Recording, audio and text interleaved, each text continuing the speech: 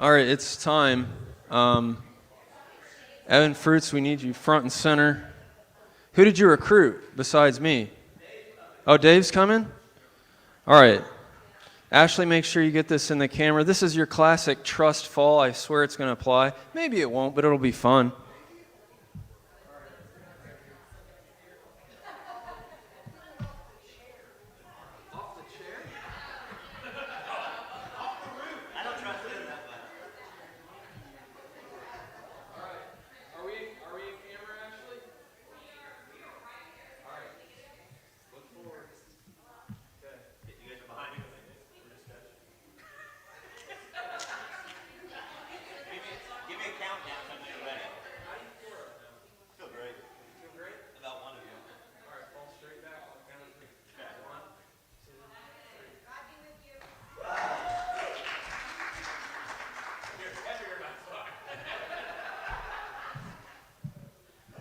Dave just called. He just said Evan was heavier than he thought. Oh, man. Maybe we'll do the chair at the end. Jason, we'll have you stand on the chair at the end, okay? Okay.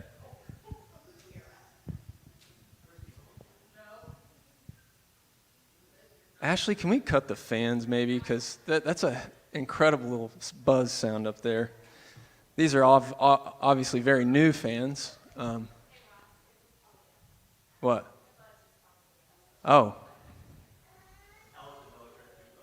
His electric toothbrush? Oh, well, by all means, keep going. Don't worry about that. I thought it was the fan. By all means.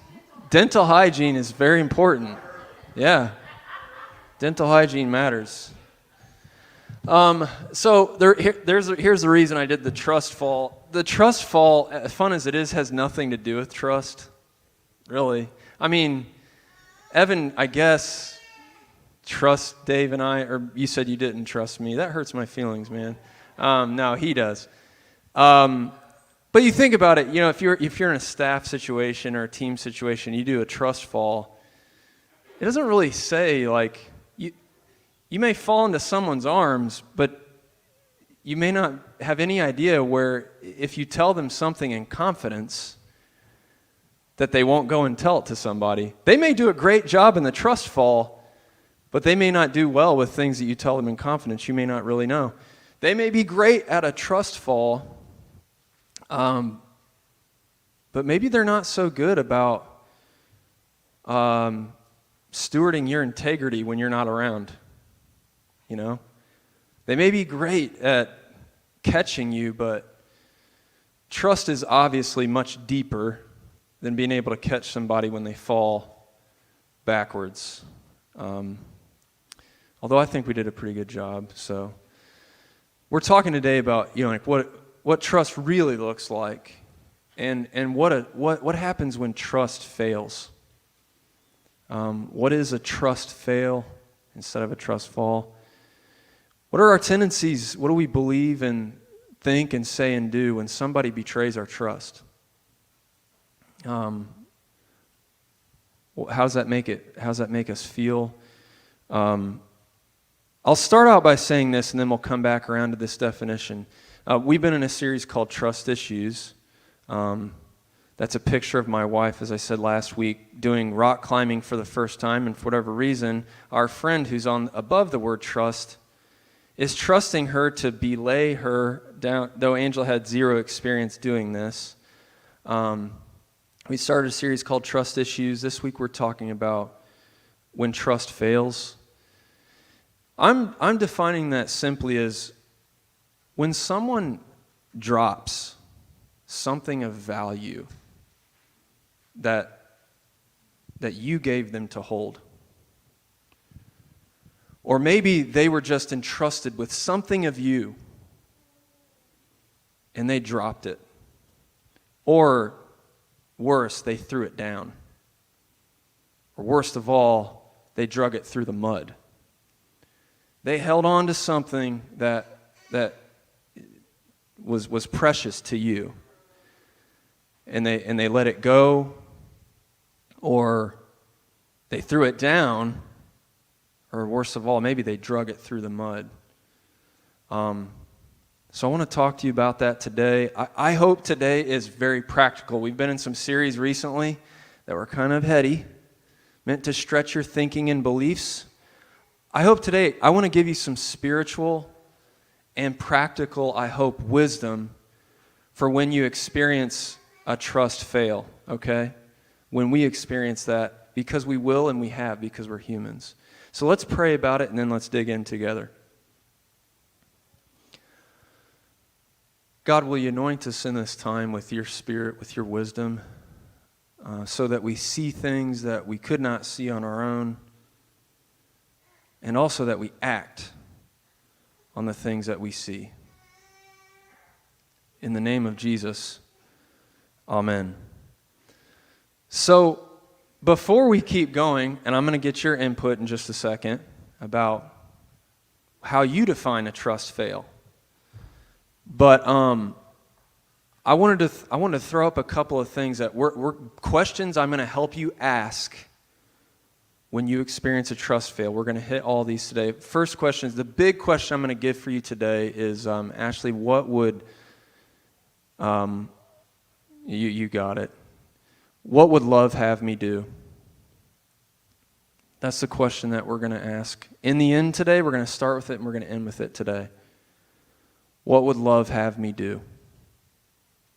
We may have our tendencies when people betray our trust, and sometimes the worst experiences we have with trust, the deeper we go into our survival tendencies, our self-protection devices. We may have our tendencies about what we believe, think, say, and do to protect ourselves. I'm going to ask you today, what would love have you do? And I don't mean just any kind of love. I mean a very specific kind of love we're going to look at the end. Because the one thing today that we're talking about is when we experience trust fails, Jesus' love always can fill the gap. Always. Andy Stanley has a great quote. It's actually a lecture he gave to staffs. He says, when there's a breakdown in trust, that creates a gap. When there's a breakdown in trust, there's a gap. And we get to choose what we fill the gap with. We choose what we fill the gap with. Will we fill the gap with suspicion? Or will we fill it with trust? And I'm saying today, fill it with love. A specific kind of love, because that love will never fail you. I'm going to show you that in Scripture, and I want to tell you from my experience, when I have betrayed people's trust, we got to put ourselves in those shoes today. We can't just be here today and go like, yeah, that person, they betrayed my trust. All these people are betraying my trust. We've done it. What would love have us do in that situation? In my experience, when I filled that gap with Jesus' love, specifically Jesus' love that tells you to do things like this: bless your enemies, pray for those who persecute you, it has freed me. We'll get more into this, but when we hang on to the blame game, when we tell our war story about how someone betrayed our trust over and again, and that's what feeds us. We just keep playing the blame game. Brene Brown has an amazing video on this, that blame is just basically a projection of pain. You're just trying to get your pain out onto somebody. You're not really necessarily dealing with it. When we play the blame game, we're staying in a prison that Jesus freed us from. Jesus spiritually came to free us from the spiritual forces of wickedness and death. So we don't have to be afraid. We can be secure. We can trust Jesus' love. But he also gave us practical wisdom that keeps us out of those prisons. So we're going to talk about that. And I want to give you two practical questions that help you define, did a trust fail actually happen here? Because sometimes our self-protection device is when somebody hurts our feelings, we try to escalate it. We make that person to be the worst criminal of all time. Or maybe that's happened to you. Maybe you did something wrong, but man, somebody made it out to be like you committed murder. So here are two questions to ask yourself when you feel like the pain of like a trust fail. When you're asking yourself, when you're in your anger and your stress, here are two questions. First, was it wise and was it fair? Here's what I mean. Was it wise to give someone that valuable thing you gave them?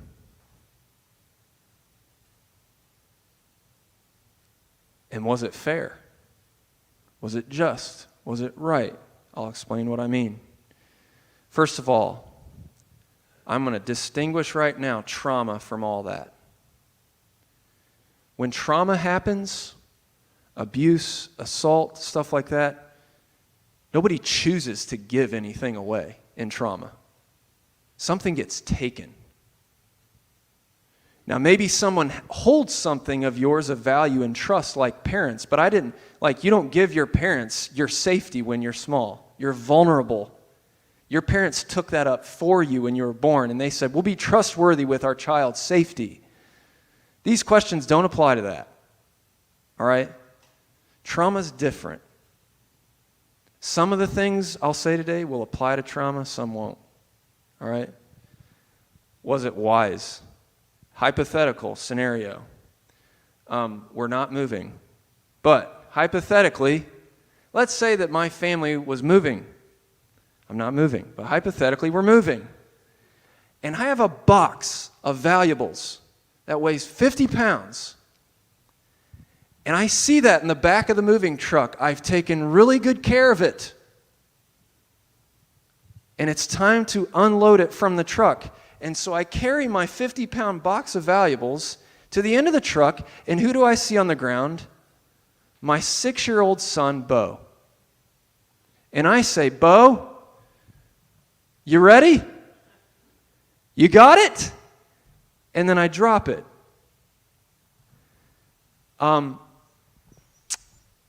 That is not wise.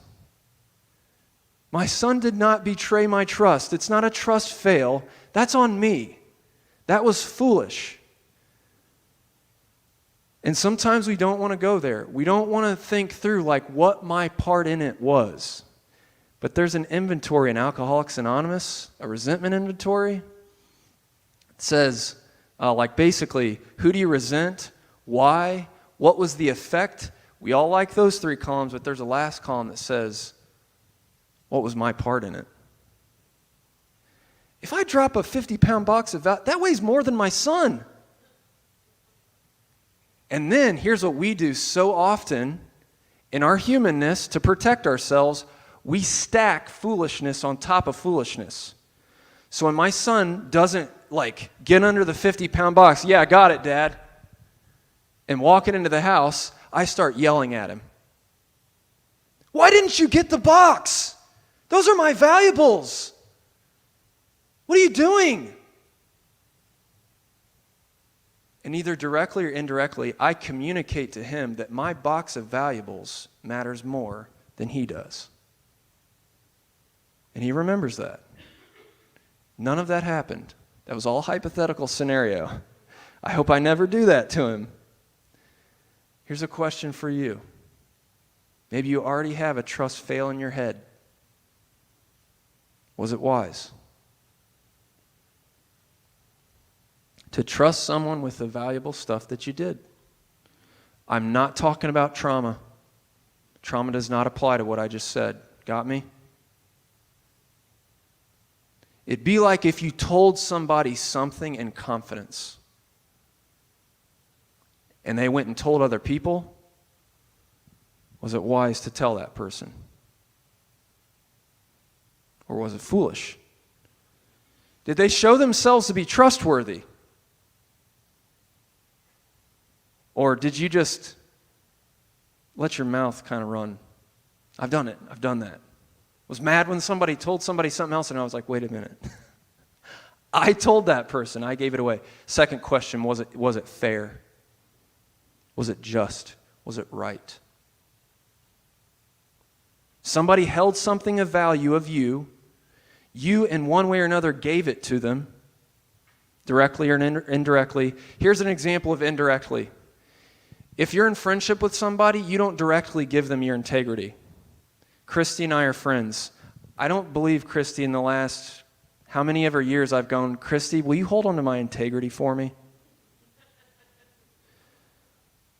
But as a part of our being friends, she holds my integrity sometimes. Because sometimes when I'm not around, people will talk about me. Will she value my integrity? Will she hold it? Or will she drop it? Will she hold it? Or will she throw it down? Will she hold it? Or will she drag it through the mud? Vice versa. I hold her integrity. She didn't give it to me directly, but indirectly, because we're friends, I hold it. Do I let it go? Or do I talk about her like she's sitting right here?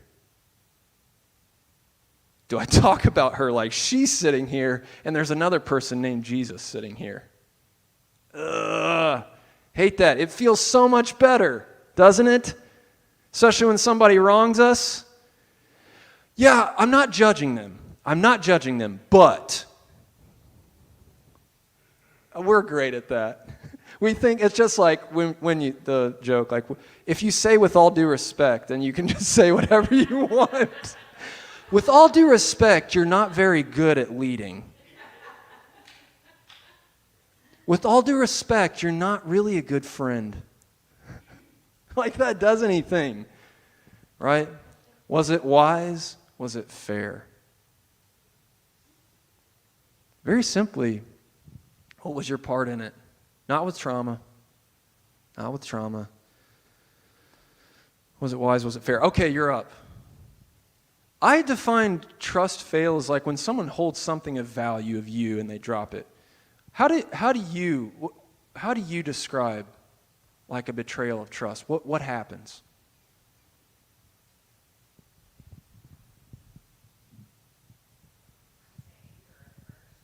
So Mandy's talked about the effect when someone betrays your trust. You feel anger. You can say that too. You can describe what a trust fail is, or you can describe the effect. Anger. And we don't do very well at doing the right thing sometimes when we're angry. Sometimes.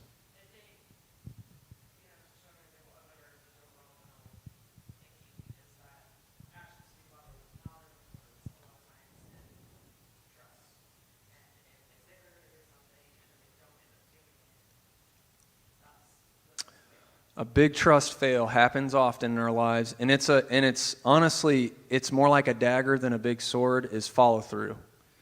Somebody says they're going to do something, and they don't. That is a trust fail, for sure. Or worse, they do the opposite. Right, they tell you you're going to do something, or... Now, I will say this. Go to the two questions. If you trusted somebody that they were going to follow through, was it wise? Maybe they gave you 10 examples of how they're not going to do it, and then you slept peacefully that night going, I'm so glad I can trust so-and-so to follow through on this. And they wake up the next day and you find out they haven't done it, and you're like, oh my gosh, how did you not follow through on that? And your heart is sick and all that stuff. It's like, man, maybe I wasn't wise to trust that person. Follow-through is definitely a trust fail thing. What else? What happens in a trust fail? What's the toughest trust fail to you, and what's the effect? Pain and hurt. Yeah. We talked last week about how any good thing that we want to accomplish in our lives requires trust. When we have it, all things are possible. When we don't have it, that can be the source of the greatest pain. When it's broken, it can be the source of the biggest hurt.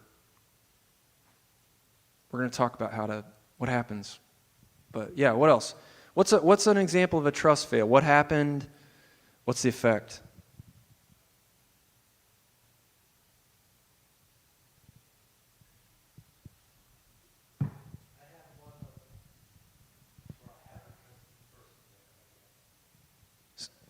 Yeah. Yeah.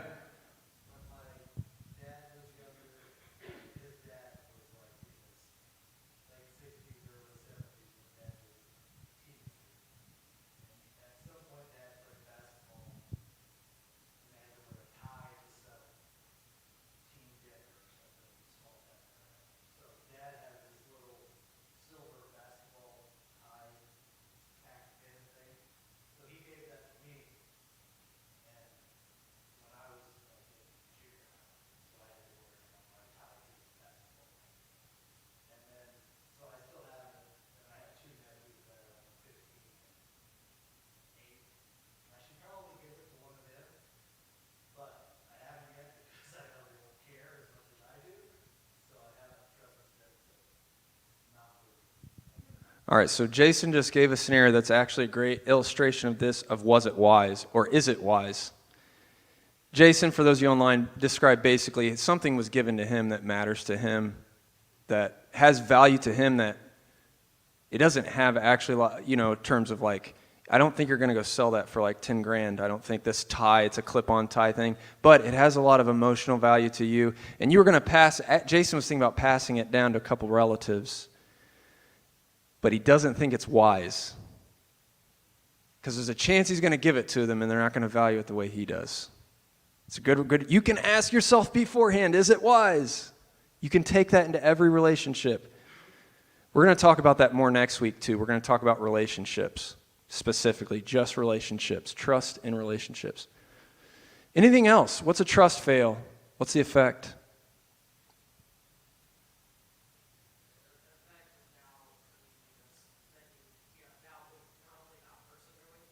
Yes. Yes. Yeah, an effect is doubt. And I like what you said. You don't only apply it to that relationship, you start applying it to others. A self-protection device that is so toxic. Understandable. We're going to talk about it next week. We're going to talk about how we give out trust disproportionately, especially when we've been through trauma. We'll give out trust at a 9 when someone's only shown they're trustworthy at a 4. Or they've shown they're trustworthy at a 9 and we only give it at a 3. Right? That's an effect for sure.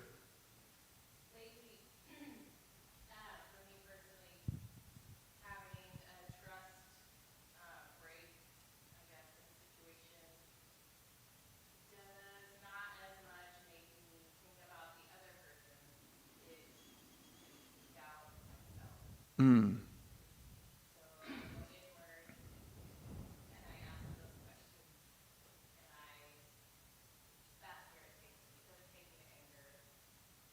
Takes you to self-doubt.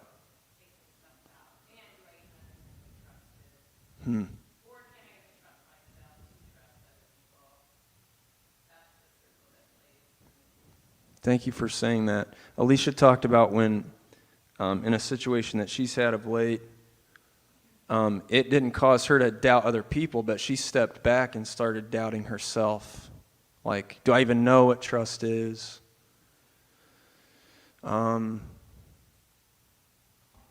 Yeah, my ability to trust other people.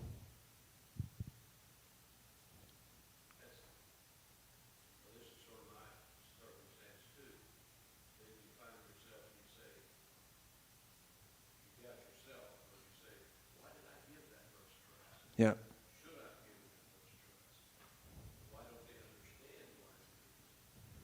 We're going to talk about that next week, especially that, like, we can go so far. It's good to take inventory, but not, if the inventory produces shame for you, then you miss something in the inventory, and you might need help taking the inventory. Yeah.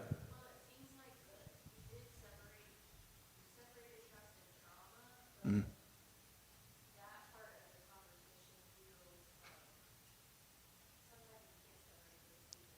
Absolutely. That's a good point Amanda makes.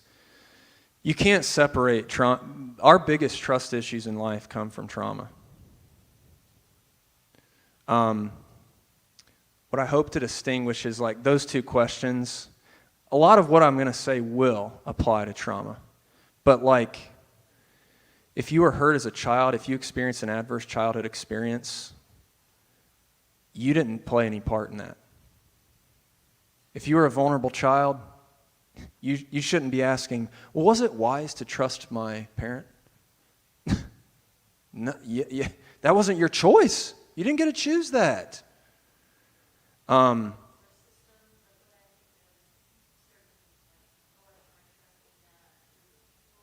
Yep. 2 weeks from now, we're talking about trust in institutions.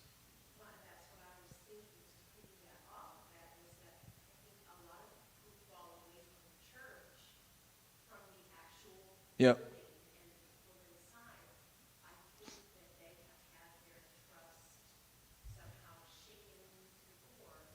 Mm-hmm.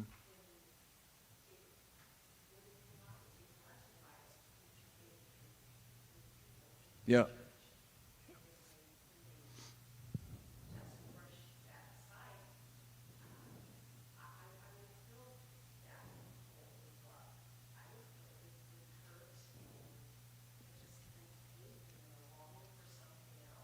Sure. Yep.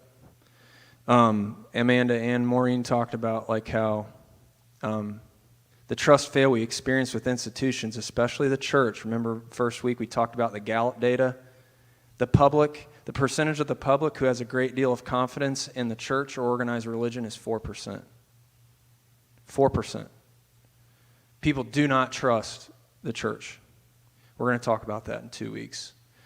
All these issues you can't separate them. It all goes together. It's like Christy said, when we experience a trust fail in one situation, we can't help it. We apply that to every single arena of our lives. Relationships, work, all of it. Obviously, this is a very good topic because it's 10:17. We don't have a lot more time today, but we're going to keep doing this for the next several weeks because I want to help you. I want to help me with my trust issues. So, one last note on trauma that I did not plan to say, but I do want to say. For my own trauma in my life, I needed therapy. And for me, it was 2 therapists over about a course of 5 to 6 years. If you've experienced a trust fail related to trauma, like adverse childhood experiences, go get help. Come talk to me. You're not meant to carry that alone. It's going to be hard to fill that gap with anything if you don't get help. Let me help you. I'll do my best. All right, here's how I want to finish out today. I want to explain what I mean by fill the gap with love. I want to give you one practical scenario before we go. Something that happened to a guy named Paul. You'd be like, oh God, how does the Apostle Paul apply to this? I promise you it does. I think. Maybe you'll be like, no, it didn't actually, but nice try, Ross. Ashley, can you pull up the picture?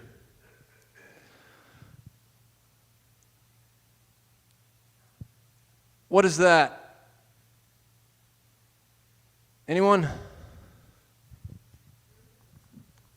The ruins of something, some 50 points to whoever said that. Redeemable for, I don't know, some. Yes. A scone, yeah. It is ruins of something. Where is it? Not Israel. Not Israel.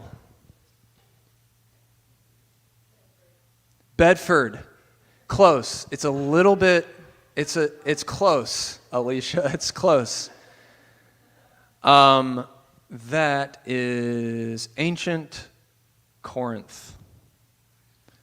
I was there for 4 weeks in 2011. That's where we stayed close to there.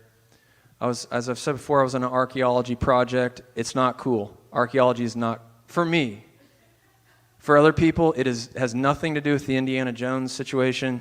There's no Indiana Jones moments. It's a lot of boring, sifting, scrubbing little sherds, not fun. Being in Greece, fun. Archaeology, for me, not so fun. This is ancient Corinth. If you could see the little sign that says Bema, Paul stood right there talking to people. Behind them is the mountain called Acrocorinth. There's a cave there called Paul's Cave. We hung out in it, some. I want to tell you what happened to Paul in Corinth. You got to understand, Paul, I'm going to be quick about it because we're running out of time. But Paul, he gave up his status, his position, everything to go tell the world about Jesus. It upended his life. It ruined his life in the best sort of way. After he met Jesus on the road, he spent much of his time in prison. Remember I said you can trust God's goodness in the crisis? Paul's a living example of it. I want to show you that. He spent 18 months here.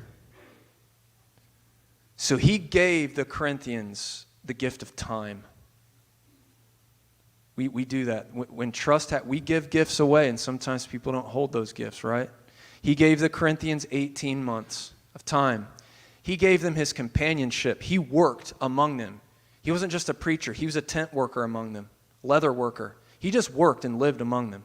18 months to get to know them, to love them. He gave them companionship, friendship.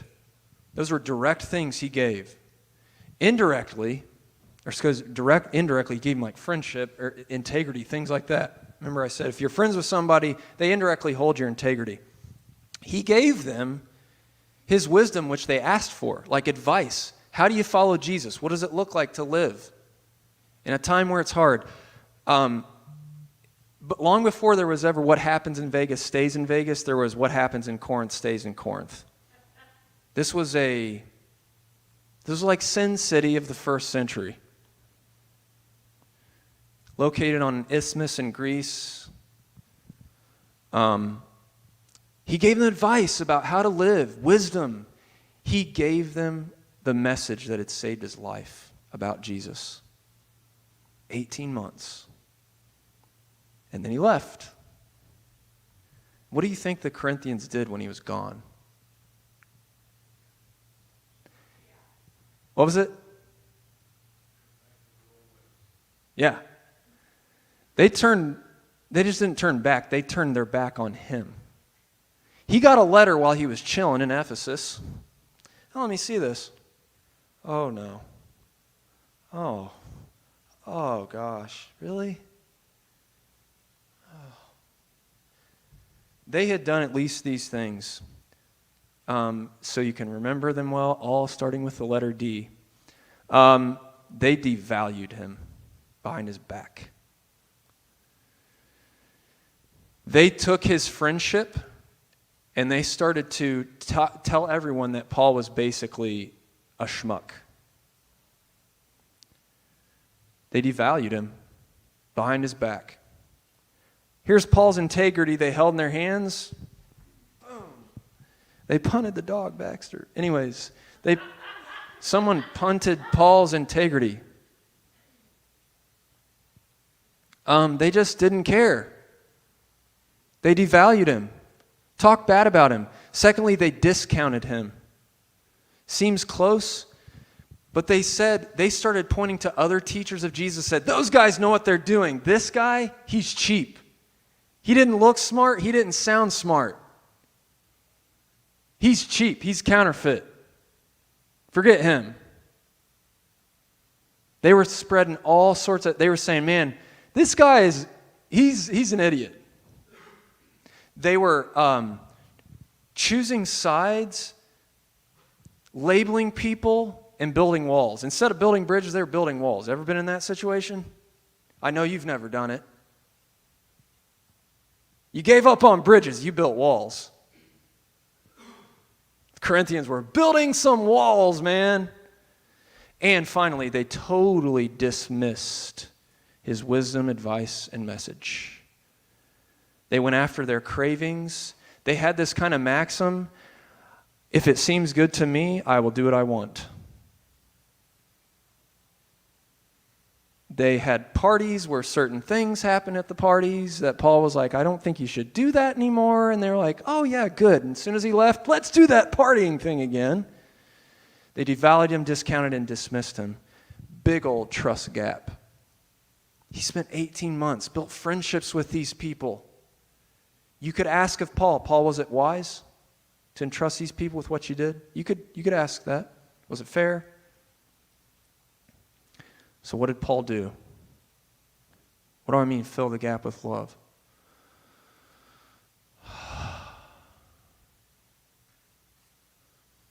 Paul took time to reflect. That's how he started to fill the gap with love. Why do we know that? Here's what Paul chose to do. He wrote them a letter. And it was not just you guys are the scum of the earth, and I'm sad that I ever spent time with you. Now, he might have written that letter first and then ripped it up. If you got to do that, do that. Feel the anger. Feel the pain. Trust fails hurt. Feel what you feel. But don't stay in the prison that Jesus came to liberate you from. He thought about it. And he wrote a letter that reflected prayerfulness, thoughtfulness. How do we know that? It's 16 chapters long. Longer than any letter I've written. He filled the gap with love. I don't mean just like, oh, love, like abstract love. He took seriously what Jesus said. Bless your enemies, pray for those who persecute you. Opening of the letter, you know what he did? What he said about the Corinthians? I give thanks to my God for you.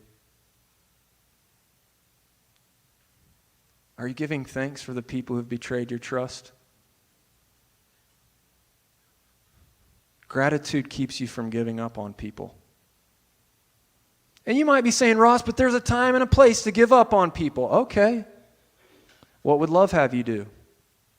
That's the question I want to put in your ear and your heart today. What would love have you do? It may be true that you need to create a boundary, some distance. Paul gave thanks for the people who devalued him, discounted it, and dismissed his advice. He gave thanks to God for them. Now, it did not sound like the thanks that he gave for people in Philippi. He liked those people a little more, I think. He still gave thanks. He remembered that as much as these people have hurt me, God doesn't love them any less than God loves me. Woo! That right there has kept me out of a prison sometimes. Ellis, what's up, man? That's kept me out of a prison. When someone's hurt me, I will pray out loud, God, I remember today that you love them as much as you love me, and you don't like my prayers more than you like theirs. Pray that. God, I remember right now that you love them as much as you love me, and you don't like my prayers more than you like theirs. You're starting to fill that gap. Fill it with love. That's your choice. Care for somebody doesn't equal trust. Fill it with love. He gave him thanks. He wrote him a letter, and he wrote to them about love. When he wanted to quit, he wrote to them about love. And that's where we're going to finish today. This is called the wedding chapter. I'm not trying to be like cute. I think it should be more called the divorce chapter. Now, if you're like, but Ross, I had that read at my wedding.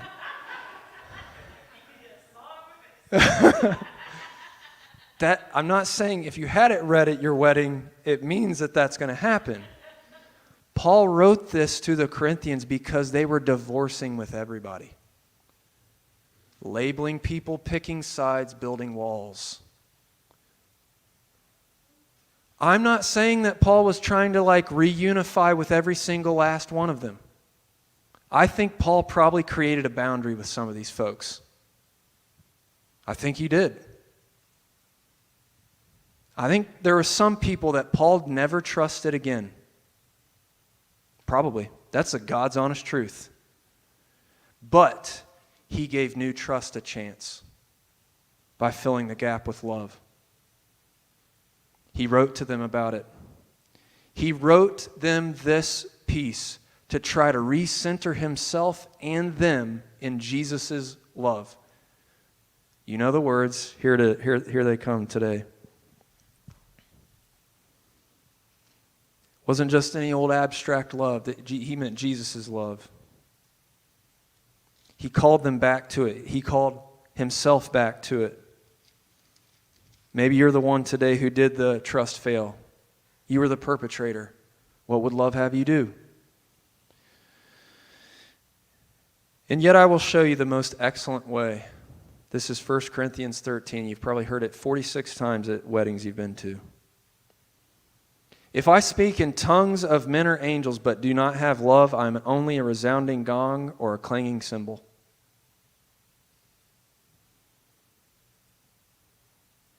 They said, Paul, you don't look or sound smart. He said, well, what about those smart people that you all love? Do they have love?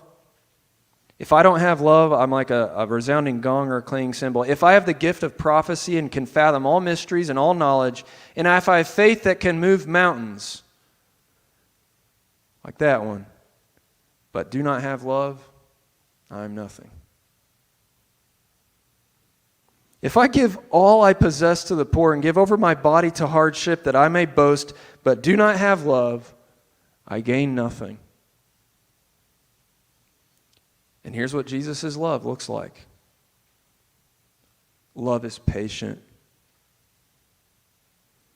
Fill the gap with that. Love is kind. Fill the gap with that. It does not envy.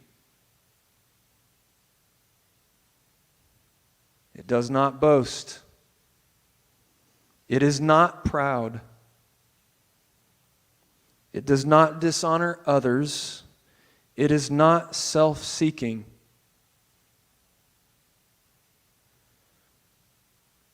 It is not easily angered. Ooh, I'm out on this one. I'm done. It keeps no record of wrongs. The blame game and the scorekeeping in the blame game will keep you in the prison that Jesus came to liberate you from. I'm speaking from experience, man. I told myself I was justified in keeping the record. I do it all the time, and it has kept. When I stop doing that, I get out. Keeps no record of wrongs. Love does not delight in evil, but rejoices with the truth. It's not that like God is happy that you wronged somebody or somebody wronged you. God's not going, don't worry about it. Just keep moving on. Love does not rejoice in trust fails. It happened. It mattered. I think someone I read wants to find forgiveness that way. It's saying it happened, it mattered, and I release you. It happened, it mattered, and I release you.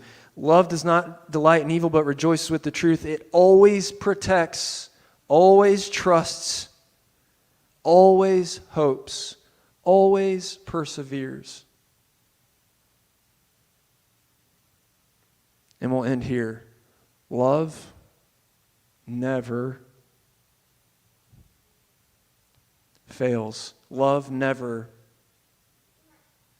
fails. We're going to keep talking about that over the next several weeks. What's it look like to fill the gap with that? Next week, we're going to talk about relationships. Week after that, we're going to talk about institutions. And then we're going to talk about being trustworthy. There's more in the Bible on trustworthiness than I ever dreamed of. It's like the lost virtue talked about in here. So, we went a bit over today. Thank you for your time.